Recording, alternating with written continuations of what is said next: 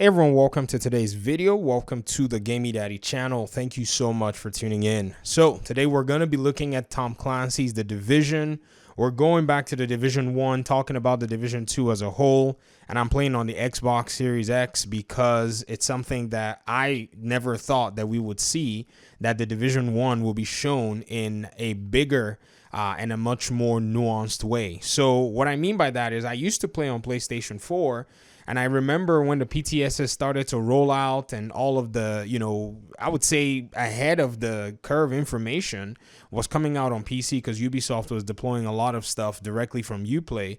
I told myself I had to get on PC. So I talked to my wife. It was time for us to upgrade to a new laptop. I had an old laptop. And I said, hey, why don't I get a gaming PC and, just start making YouTube videos on The Division? Because a lot of my friends on PlayStation had told me, yo, you need to start doing this stuff. Because, I would tell them everything from the state of the game and all that stuff, because they didn't have time to sit there and watch, state of the game because reasons. And so I said, okay, sure, why not? So I thought, let me go ahead and get a PC, and I got a PC and I started playing on, the platform. And I thought to myself, this is going to be very hard to go back to console. And it was really hard. And the quality, just a lot of different things. Learning how to use a mouse and keyboard to play The Division after not having used a mouse and keyboard at least 12 years prior to that was a really big achievement for me. So what I did was I actually started the Division game with the mouse and keyboard, and I told myself my goal is to level up to level 30 using this mouse and this keyboard. But on the side, I plugged in my PlayStation controller to the computer, so if I got in a bind and stuff really hit the fan, I could yank that controller and start running around and jumping everywhere. And that's how I made the compromise, and I got proficient at actually using the mouse and the keyboard. Also, having developed and built a proficiency for using the controller as well. And the controller side too wasn't even that strong, but it's a nice experience to go back and remember how sometimes I'll just fling my mouse to one corner and bring my keyboard and bring my controller into my hands, because these enemy NPCs, they'll throw fire at you and they'll do all kinds of crazy stuff, and you forget that the Division 2 didn't really hold your hand. The Division 1 did not really hold your hand. The Division 2 is a hand-holding game. When you go into base of operations or a safe house, all your ammo's refilled, you have all your health and all that stuff. Man, the Division 1 did not play that nonsense. It just, you got like a very set amount of, med kits, a very set amount of ammo and all that stuff, and you were out there dealing with things. If you ran out of bullets, then, go back to the restock, whatever. It was just a much more gruesome game. But I really like this aspect here in Madison Field Hospital where, you come into this camera room and you're just seeing all of this stuff. You're seeing all of the setup, the desks, everything, and it's in real time. And this brings me to something else. You guys know the day before, they just showed their gameplay trailer and everybody's like, oh, this looks cool. This looks great. But we already played that game in 2016. I mean, I'm not saying or dogging on their work. I know that it seems like it's a small team that's developing the game, but we know that they took a huge chunk from The Division in terms of appearance, in terms of presentation, lighting even. I mean, look at the way this room by itself is lit. It tells you that they really were playing for a Division style audience, or trying to at least fulfill some of the things that they've seen or heard people who talk about the Division, or they've seen or heard people who play the Division, those things that they've said. I think that's what, those are some of the things that they took from it. Now you're wondering, but how is it possible that they took a lot of those anecdotes and, their game is just coming out now? Well, that's one thing about game ideas. And this is why I think gaming companies hide a lot of what they're doing until they're ready to show stuff. They don't show anything at all. And if you kind of think about it, what goes on in the gaming world is, when somebody sees a wonderful idea being executed and they see that it's profitable, they want to copy it. It's business. It's, it's a compliment. If somebody wants to do what you're doing, it's complimentary. This is why, here in the community of creators, many of us will make similar creative decisions, or sometimes we'll see a creative decision that another content creator makes and we'll go ahead and, we adopt it. I don't mind. I'll talk to, other content creators and say, hey, I'm going to steal your build and I'm going to show the community, and they'd be like, go ahead, do it, because it's a compliment to them.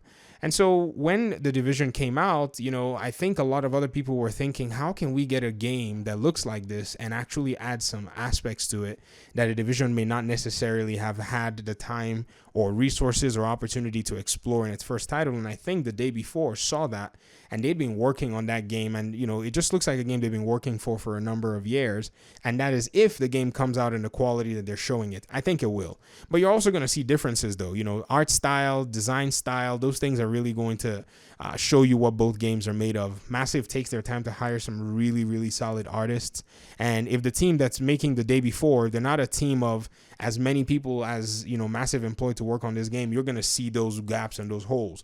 You see, The Division is almost made to perfection in a sense. Look at the way these boxes and these props over here are lined up, the paper on the ground. These things are carefully done and curated by environment artists and level designers. And so you're probably not going to see that kind of polish on The Day Before. And I'm not saying that that's a bad thing. I'm just saying it will show where, the resources and, time is being set. But The Division came out this way. It came out with all of these things already properly done, showed the work that the team was willing to put into the game. And many of us, we were playing this game in an eerie way. Like, what is this? I remember the first time I played Madison Field Hospital. It was a match-made mission with 4 people. And we were just all firing these weapons, and these enemies weren't dying, and we were just still shooting them anyways. And none of us, shut off the game. And this is something that a lot of people have missed when it comes to, their experience with Division, is they don't necessarily understand that the Division is an RPG looter shooter of some kind. And so when you have bosses, you're going to have to hack and slash them, multiple times. I mean, in the hack and slash genre, people always say, well, that's a hack and slash game. Yo, if somebody hacks you with a sword in real life, you're going to the doctor at least, like if the sword hits any part of your body, you'll be checked into the ER. At that velocity or in that strength, but, we see these enemies and we hack them 5 times and they keep coming back and we say, yeah, it's a traditional RPG. But when the looter shooters say, well, let's shoot them multiple times, we're like, nah, a headshot needs to be a headshot, man. And it's like, you just hit that guy in the jugular 6 times. Like, you know what I mean? So it comes down to that question of, can we accept the RPG looter shooter genre or the RPG shooter genre? Let's not even add the looter side of it as, say, just, the fiction, and just kind of remove for a minute, for just that small time we're playing the game, a lot of the things that we know is reality. And the answer is yes. I mean, it's obviously yes. I remember a lot of people saying enemies are so spongy in The Division. And I'm like, yeah, it's an RPG game. If it was like, say, other games, like I've been playing Far Cry 6, and the enemies are not even spongy at all. I mean, like you hit somebody with a headshot, they're going down. Now they're armored, you hit them with multiple shots, but if you have armor piercing rounds, they're done in a few shots, and depending on the weapon you're using. If you're hitting a heavy vehicle like a tank or a chopper, if you have enough damage and if you've modded very well, you can take those things down in a very limited amount of shots. But that also, again, are RPG rules that have been developed over the years. I don't know who came up with them, but The Division sure did benefit from them.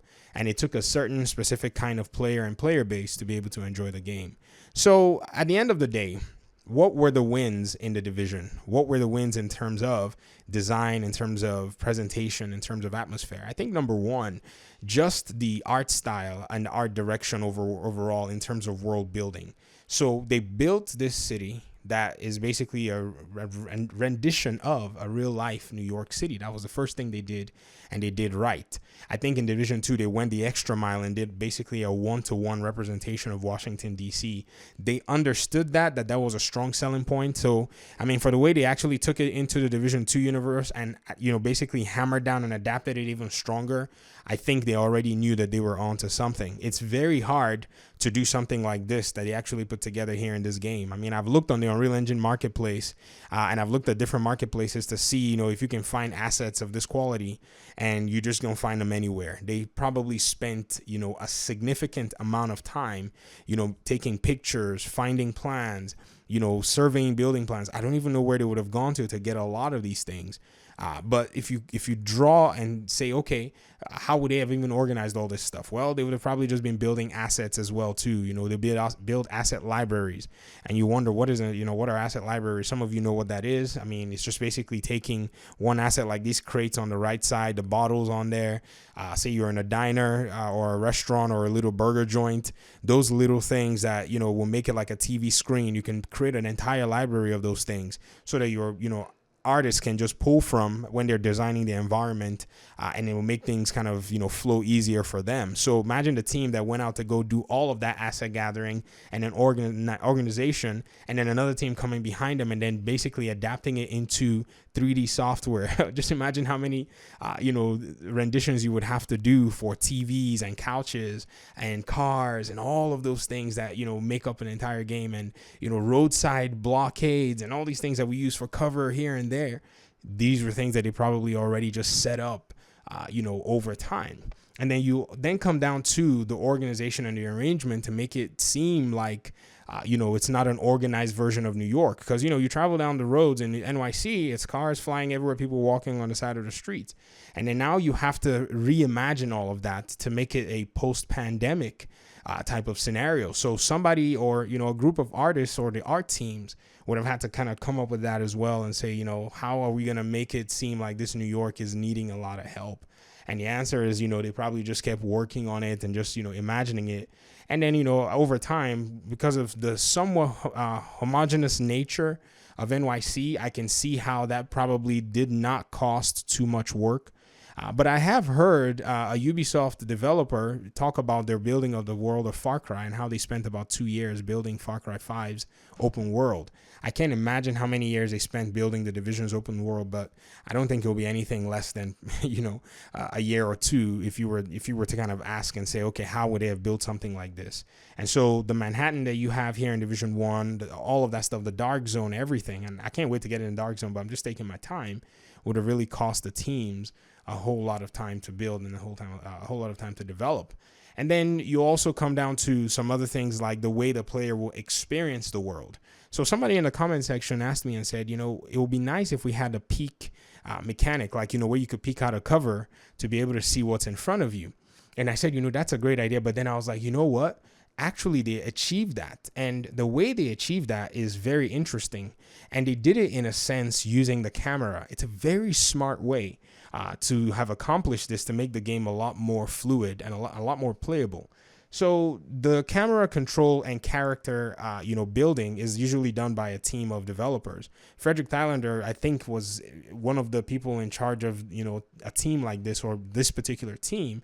And in order for you not to worry about peeking outside of cover, they made the camera kind of have a wider angle when you're not aiming. So when you're in cover, the camera will kind of, go down with you. When you try to aim a grenade, you can adjust different settings on the camera. You can adjust your grenade position, the projectile, and all of these things kind of give you a sight of what's going on out there without having you, have to do that peeking animation. Now, yeah, the peeking animation would have been cool where you could peek out of cover and kind of like, hug the wall. But again, those are all kinds of different crazy extras to add on top of the game. And then you would have to not only do that, you have to do that with every different kind of weapon. You have to do that and program that with every different kind of thing that you can do, from hugging the cover and peeking out.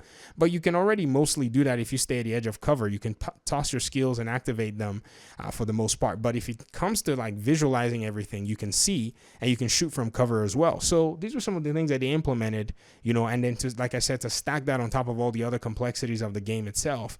I strongly believe that they, so far, did a very good job, with what it is that they had. So the Division basically set up a standard that I don't think we will see for a long time. Even the day before is trying to even replicate that standard. And until we play the game, we won't be able to, talk about that. There's so many other aspects that, you have to deal with. There are movements and controls and, game style. Those two games are different because the day before you can crouch. It's like a post-apocalyptic world. The Division, you don't crouch unless you're in a low kind of cover. So all of those things together, I believe Massive Ubisoft knocked it out of the park with all of their ambition and, all of the work that they wanted to put in. But again, that's, kind of my analysis in terms of looking at the game and in terms of looking at, some of the things that were done right in the Division 1. And I would like for you guys to comment below. What do you think about the representation of the Division 1? Do you think they did a good job in representing the open world and presenting the game to the player? And let me know how that, basically affected your experience, and if that kind of made you a Division fan like instantly, or if that was something that you kind of adopted over time. Anyways, that's it for me. I appreciate you guys for listening to the video. Thank you very much for your time and audience, and hopefully we'll talk and see you in the next episode. Peace out.